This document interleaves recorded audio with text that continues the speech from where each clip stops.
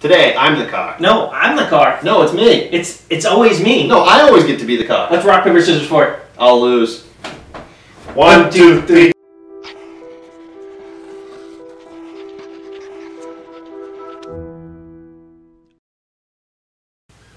Hi, I'm Jason. And I'm Jason. And welcome to WhatchaSayJ. Why, thank you. So what do we got today? I thought we might talk about games. Games. In specific, board games. Board games. It's like a double entendre. Because it means two things. What's it They're mean? games played on a board, and they're games you play when you're bored. Sometimes you're not bored when you play them. Well... Oh, you play them to alleviate boredness. Correct. Okay. Although I have used the term the other way around at times in my younger days. When Game boards? I was maybe less appreciative of board gaming. But Like now, when you'd now rather- that I'm old, I do appreciate a good game of Parcheesi. You are so... What? Or a Pop-O-Matic Trouble. I have not played Parcheesi that I can remember. Really? I have, however, recently started playing Trouble again. With a little bubble? Yeah, my son turned 6, and Joel, our robot expert, Yes. turned 6, and he got Minion Trouble. I didn't know they had variations of that now. They do have variations of it. That's So it's not the cool. classic Trouble, but it's along the same premise, and it's pretty fun. I Right. played a couple games of Trouble fairly recently. I remember when I was young, they had commercials on TV all the time for Trouble. Yeah, I don't remember, there was a song to it, but I don't remember what it was. But that'll be something about popping. Probably, but they had a lot of close-up shots of that little thing that rolls the dice for you and the bubble, and I was like, The Pop-O-Matic. that was like breaking, that was like cutting edge technology. We can push that thing down and go... Yep, there were scientists that devoted their entire lives to developing that. There's probably scientists that got well paid to do that. Probably true. Yeah. And then the ones that developed cancer-fighting techniques, that probably are just... It's still working. Yep. So anyway, we digress. Really? Rewind a little bit. Don't do it. And let's get back to the topic, board games. Board games. So what's your favorite board game? My favorite board game, I have to say, would be Monopoly. Monopoly. I think probably most of the world will agree with you. That's, I believe, is the most popular board game. Is Monopoly. I have several versions of it, last I checked. Yes, that company right there has really figured out how to distribute multiple copies of the same game. I don't even know who makes it. Is it Hasbro now? It could be, yeah. I remember it used to be like Parker Brothers or something like that. I want to say it's Hasbro now. But, oh, I'm getting a thumbs up from one of our camera operators. Yes. So Hasbro it is. Yeah, so Monopoly's always been my favorite. I used to play the junior Monopoly, and then I graduated to, better Monopoly. When you got married? Yeah.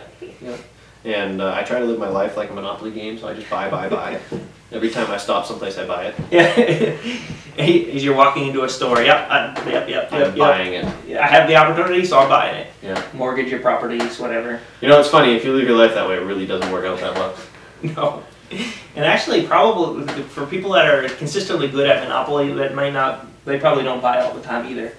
Actually, I'm consistently good at it, and I'm kind of a heavy buyer, but I also use the mortgaging quite to my advantage. But the only drawback to that is you're on a fine edge. You can easily lose, but most of the time I find it works out for me. So you kind of like, I'm a heavy buyer. You walk on the edge. Boom, boom, boom, boom. And I'm always, going, living from Pasco to Pasco. Yeah. Now, when you were young, did you play the rules where if you land on something where you have to have a fine, you put the money in the middle, and then you get it when you land on free parking? Yes, house rules. I don't think that's official rules, but I think pretty much everybody I've ever played with plays it that way. Yeah. Free parking is where all the fine money goes. When you land on free parking, you get that money. Land on go, you double your salary, which I think that's actually an official rule. Salary? Yeah, that's what they call it when you pass go, is your salary. $200? Yeah, $200. Huh. I didn't know that. Yeah, I think the Here and Now edition, you get more money. So if you land on it, you get $400? I believe so. That's how we always played it. I don't know if that's a house rule or over the years I've lost so much money. Yeah. So cool, huh? Yeah, and that's one of those games that, especially the pass go thing, ends up working itself into conversations all the time. It's like, go directly to your room. Do not pass go. Do not collect $200. Did your parents ever say that to you? No. No. Well, maybe it was just in my house. It must have been. Did you get $200 when you passed certain points in your house? No. Oh, okay. All right, so Monopoly, we've got that pretty well covered. Let's talk about some other board I remember games. I remember playing Battleship at your house many times. That's right. We used to play Battleship. Do you remember that I had the electronic Battleship? That's true. Yeah, it made a noise. That was pretty special. It was pretty cool. I got that for a Christmas present one year. Yeah. And I was pretty proud of that. We did play a lot of that. We played a fair amount of that. Let's see, other board games. I always liked Sorry. Isn't that like technically a card game? Well, you still play it on a board. It's a board game? Okay. I mean, I guess it's kind of like Monopoly. I mean, you've got cards as well as the board, so it is a board game, yes. And that was probably one of the first board games that I actually remember learning to play. I used to play it with my aunt. So. Yeah, I don't really know much about that. I have to go back to Monopoly. What character do you have to be every time? I was usually the car. Oh, we cannot play together. Because that's who I have to be. I mean, who picks out the shoe? Plus, it was like a broken down, worn out shoe to begin with. Yeah. All right. Well, if we play together, we'd have to rock paper scissors for it, and then I would get it. Clearly. If this is your first episode, watch a couple of the previous ones. You'll get it. Yes, we should start keeping track of all of our rock paper scissors, and then keep a little scorecard. Yeah, I'm definitely in the deficit. It would just help boost my ego even more. Yeah. Anyways, okay. How about some obscure board games that maybe aren't mainstream that you've been into? Obscure board games. You tell people about them, they're like, what? I don't even know if I have any. Like, did you your ever board play? game, How about Go to the Head of the Class? Did you play that? No.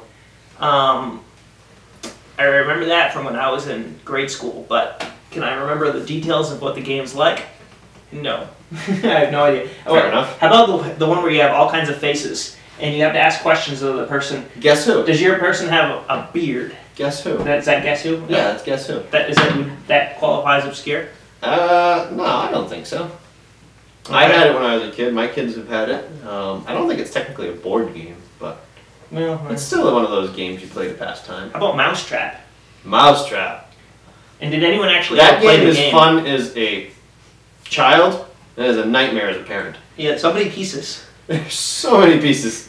And I don't even have the slightest idea what the game was about. All I remember was putting it together and then trying to get that whole process to work. It was like a Rube Goldberg machine, you know. Well, that's exactly. I think that's how it was described in the instructions. I have been recently playing Chutes and Ladders and Candyland.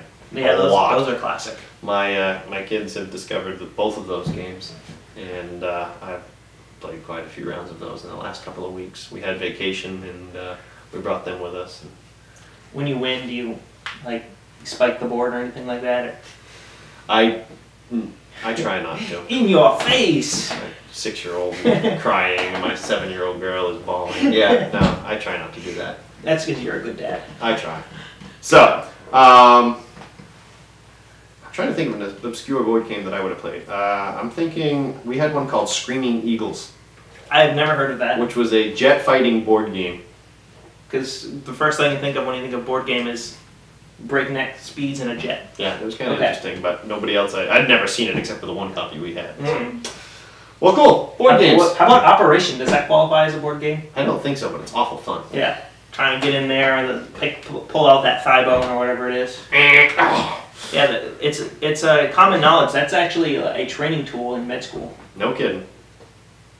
So if I ever swallow a bone, they just pull out through a hole with tweezers, I'm all set. Yeah, they just try not to make you scream. That's basically the equivalent. Make my nose light up. Exactly. Well, cool. All right, so we relived a little bit of our childhood. Yes. I hadn't thought about electronic Battleship in many years, so that brings back warm memories. So, let's end this episode. All right, Mysterious Bowl of Endings. If you can think of any obscure board games that you might want to refer us to or tell us about, put it in the comments. Absolutely. Be sure to like and subscribe. We're kind of jumping ahead of us. I know. We gotta finish the Mysterious Bowl of Endings. Don't skip the ending here. All right, rock, paper, scissors, 1, 2, 3, go. Oh. Hey, I won! Or did you not shoot? You said rock, okay, 1, 2, 3, and then I shot, and then you said, okay, and then...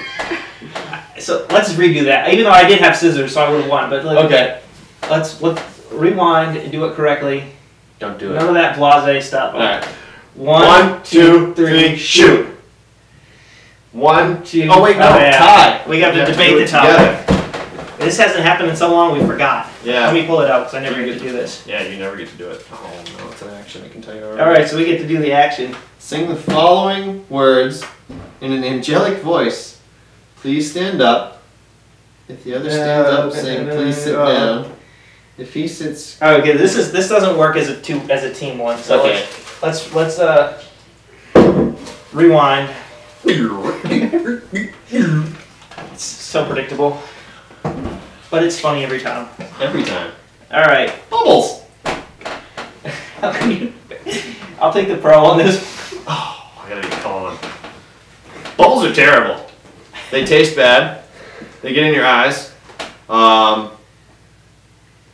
If you get bubbles under your duct tape when you're making something, it looks terrible. Bubbles under duct tape? Yeah. Just roll with it. Okay. All I know is that when I want to have a nice relaxing bath, I usually just get in the tub, pour some of the bubble stuff in there. I tend to go over the top. Like one of the last baths I took, the bubbles were like over my head, and I couldn't, and I had to like keep pushing them away. And do you have a jacuzzi tub? Yes, Are you one of those people that puts bubbles in a jacuzzi tub and then turns it on and a jetted tub. Froth is out? That's ridiculous. It was. That's terrible. It was like being in a cloud. How can you waste all that soap? It was like it was literally a teaspoon. It's frivolous. He is kind of cheap, but yeah. So bubbles. Let's see. What about the bubbles you blow as a child? Blowing bubbles with your gum. Oh, that's good. I was born and grown up. We were born with a beard. Yeah. Okay. Very good. So that's our bubble debate. Okay. Now be sure to like and subscribe and leave your comments. Thank you very much. Bye.